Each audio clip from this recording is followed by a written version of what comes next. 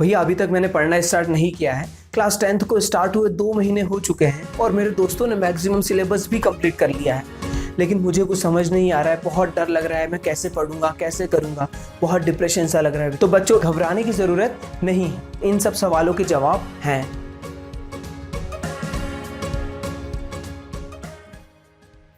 Hello बच्चों, कैसे हैं आप? I am Anukul Patil and welcomes all of you on Digishala. आज के इस वीडियो में हम बात करने वाले हैं कि क्लास 10th में स्टार्टिंग से ही आपको किस तरह से पढ़ना है, क्या क्या पढ़ना है और किन किन चीज़ों को इम्पोर्टेंस देना है, और डिप्रेशन और डीमोटिवेशन जैसे शब्दों को अपनी जर्नी से कैसे दूर फेंकना है। तो बच्चों, स्टार्ट करते हैं बिना किसी देरी के।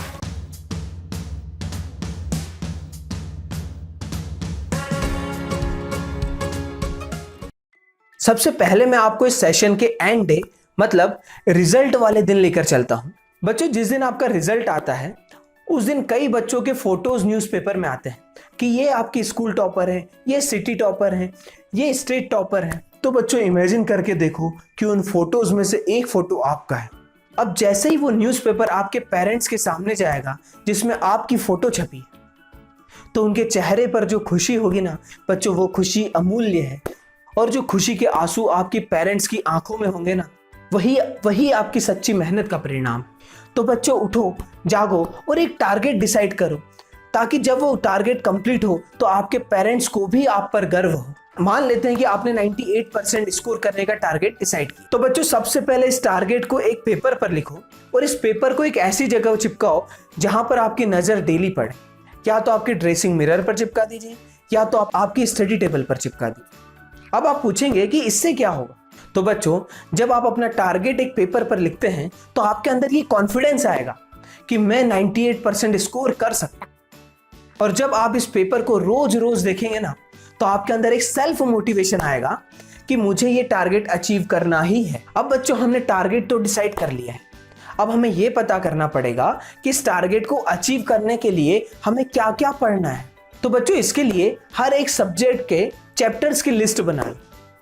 जैसे मैथ्स के सारे चैप्टर की लिस्ट, साइंस के सारे चैप्टर की लिस्ट, सोशल साइंस के सारे चैप्टर की लिस्ट, और भी बाकी सब्जेक्ट्स के सारे चैप्टर्स की लिस्ट बना लो। अब इस लिस्ट में कुछ कॉलम्स को ऐड करो।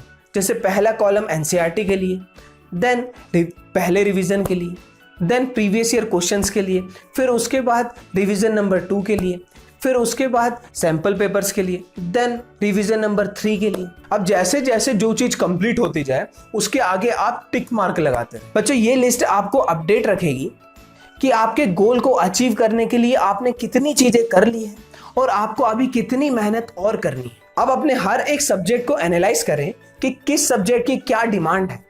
जैसे मैथ्स एक्स्ट्रा प्रैक्टिस मांगता है, साइंस में कुछ चैप्टर न्यूमेरिकल्स की प्रैक्टिस मांगेंगे, कुछ चैप्टर्स डायग्राम की प्रैक्टिस मांगेंगे, ठीक है। सोशल साइंस में आप मैथ्स की प्रैक्टिस लगेगी।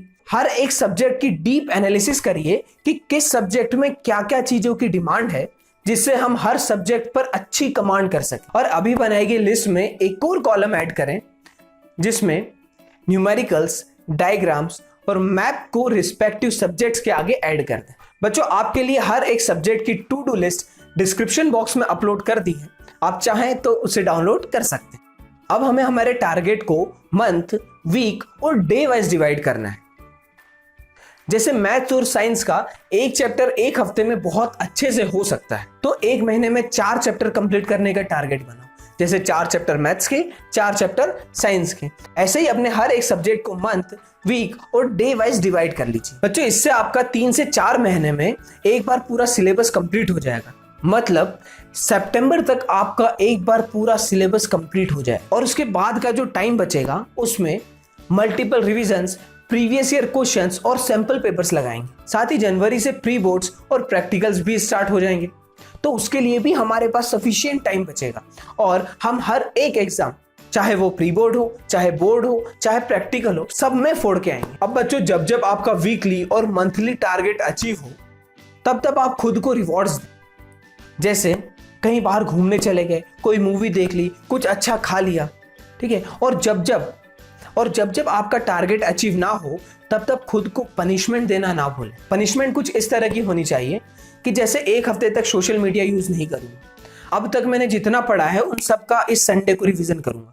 बच्चों जब जब आपको रिवॉर्ड मिलेगा तब तब आपके अंदर एक अलग तरह की एनर्जी आएगी, एक अलग तरह का मोटिवेशन आएगा और आपको और ज्यादा मेहनत करने की इच्छा होने लगेगी। और जब जब आपको पनिशमेंट मिले या आप डिप्रेस्ड फील करें तो अपने माँ बाप के उन खुशी के आंसुओं को इमेजिन करना जिसके लिए आप ये सब मेहनत कर रहे हैं। बच्चों अब आता है सबसे इंपॉर्टेंट और सबसे हार्डेस्ट पॉइंट कि भैया स्टार्ट कब करें।